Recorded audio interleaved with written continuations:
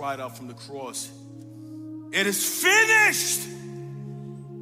That in this moment, as Christ hung on the cross, his last words was, "It is finished." He had accomplished the mission for which he was sent. For he said of his own life that he came to die, to make a way of escape for humanity who could not deal with their sin debt for themselves. And in this moment, Christ yells to all humanity, "It is finished." I have now paid the full debt of sin and have satisfied the wrath of God towards humanity. The old covenant has been satisfied. The sacrificial system has been satisfied.